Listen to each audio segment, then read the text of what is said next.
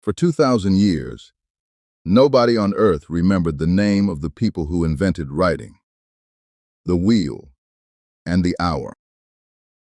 Their cities lay buried under the sands of Iraq, and their story survived only as rumors inside other people's legends. They called themselves the black-headed people. We call them the Sumerians. And your whole day began with them. Every 60-minute hour, every wheel on the road, and every written word traces back to mudflats between two rivers. Southern Mesopotamia was a brutal place to build a civilization. No stone, no timber, no metal, and almost no rain. What the land offered was mud and two rivers, the Tigris and the Euphrates, which flooded violently and never on schedule. The first farmers arrived more than 8,000 years ago, draining marshes and digging canals to tame the floods. Those canals changed everything.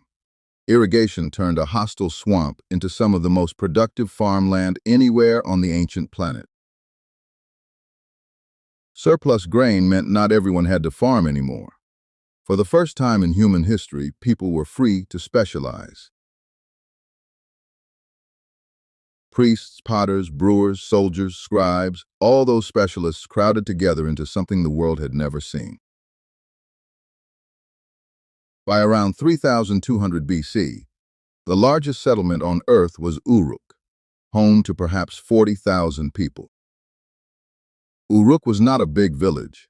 It was a true city, with monumental temples, professional administrators, and organized mass labor. Its mud brick buildings rose over the plain, their facades glittering with mosaics made of thousands of painted clay cones. At the center stood the ziggurat, a stepped mountain of brick where the city's god was believed to live.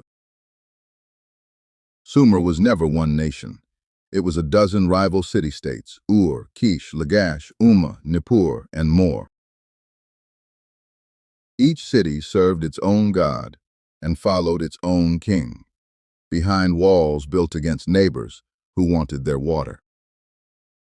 Cities fought cities over canals and farmland, and the biggest temples grew rich, managing grain, herds, and thousands of workers. The temples paid their workers in daily rations of barley bread and barley beer, the staple drink of all Mesopotamia. But managing all that grain created a surprisingly modern problem. How exactly do you keep track of who owes what? The solution the accountants invented would end up mattering more than every king and every battle in Sumer's history. Around 5,000 years ago, temple accountants began pressing simple pictures into wet clay: a cow, a sack, a number. It started as bookkeeping, receipts, rations, and debts. Nobody was trying to invent literature. They were trying to count sheep. Over centuries, the pictures simplified into wedge-shaped strokes made with a cut reed. We call it cuneiform. Then someone realized the signs could capture sounds, not just things, and suddenly clay could hold human speech itself. It may be the most important invention ever. Writing is how the dead speak to the living. And clay is nearly indestructible once baked. Hundreds of thousands of tablets survived beneath the ruins, waiting underground. One tablet in the British Museum, 5,000 years old, records beer proof that beer mattered enough to write down. Beyond the receipts came real literature: hymns, laments, proverbs, and the adventures of a restless king named Gilgamesh. One story about Gilgamesh contained a secret that would, 46 centuries later, shake Victorian London to its core. Hold that thought, because before the secret, the Sumerians were busy building the rest of your everyday world. Writing was only the start. Around 3500 BC, Mesopotamian potters began spinning clay on a rotating disc. Someone eventually turned that idea sideways, fixed wheels to an axle beneath a cart, and transportation was born. The Sumerians also counted differently from us. Instead of tens, their entire system of mathematics ran on base 60. 60 divides cleanly by 2, 3, 4, 5, and 6, perfect for splitting rations, land, and time. That choice is still on your wrist. 60 seconds, 60 minutes, 360 degrees in every circle. They built multiplication tables, geometry, and standard weights and measures, the mathematics of taxes, surveying, and trade. Add the ox-drawn plow and river sailboats, and Sumerian farms and markets ran with astonishing efficiency. Life in these cities looked strangely familiar. Schools, courts, contracts, marriages, festivals, and endless business records. This was civilization's first draft, and like every draft since, it attracted someone who wanted to own all of it. His name was Sargon, and no one before him had ever ruled an empire, because empires did not yet exist. Around 2334 BC, a king called Sargon of Akkad conquered the quarreling Sumerian city-states, one by one. He fused them into history's first true empire. An Akkadian speech joined Sumerian on the scribes' clay tablets. Akkad ruled for roughly 2 centuries, then crumbled, and the Sumerians got one last spectacular act. Around 2100 BC, the third dynasty of Ur rebuilt the old heartland into a state historians call the Sumerian Renaissance. But beneath the empire, the fields were dying.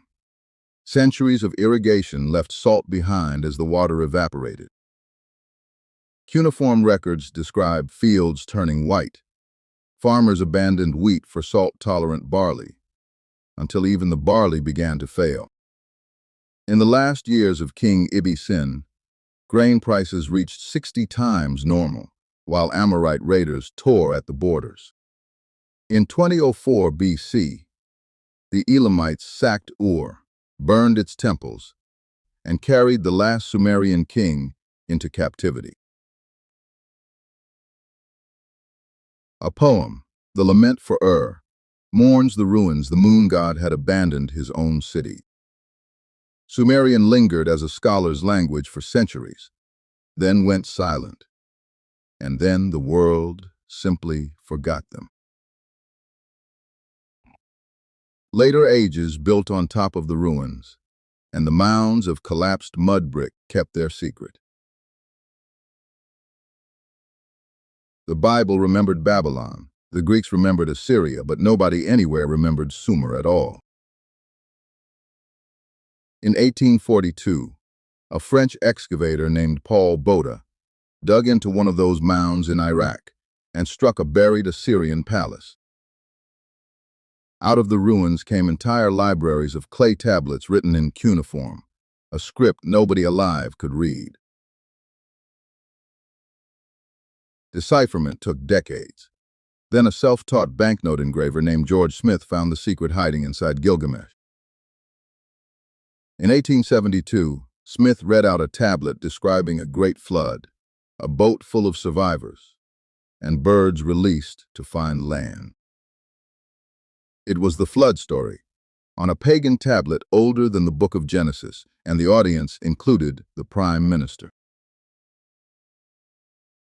Following the tablets backward, scholars uncovered something stranger still, a language older than Babylon, belonging to a forgotten people. The Sumerians had been found. The civilization that invented history finally got its name back. Every hour you keep and every word you read is an inheritance from people the world once forgot.